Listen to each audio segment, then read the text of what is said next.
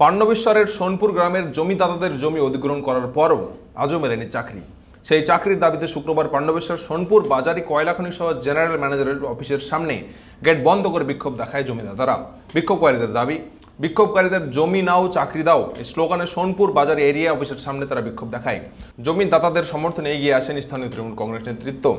এদিন জমিদাতাদের সমর্থনে পাণ্ডবেশ্বর পঞ্চায়েত সমিতির কর্মাধ্যক্ষ কিরিটি মুখার্জি, পাণ্ডবেশ্বর তৃণমূলের যুব আহ্বায়ক নরোত্তম মণ্ডল প্রমুখ মিছিলে সামিল হন।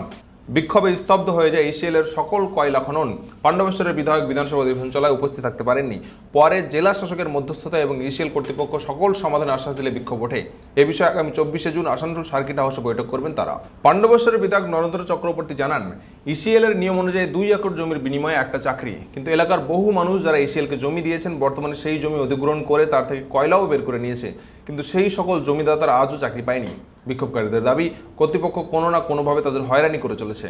প্রত্যেকদিন নিত্য নতুন আইন দেখাচ্ছে ইসিএল, এমনটাই বিক্ষোভকারীদের তরফে দাবি করা হচ্ছে। বিক্ষোভকারীদের হুঁশিয়ারি, এই আন্দোলনে বিসিএল কর্তৃপক্ষের টনক না নড়লে আগামী দিনে পাণ্ডবেশ্বর এলাকার সমস্ত খনি স্তব্ধ করে দেওয়া হবে। পাণ্ডবেশ্বর থেকে উজ্জ্বল দাসের রিপোর্ট, এনবিটিভি।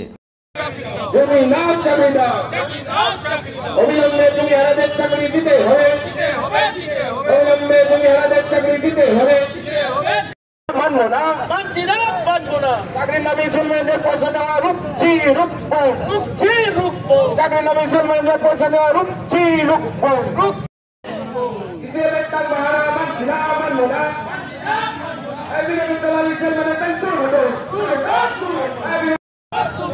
বিধানসভা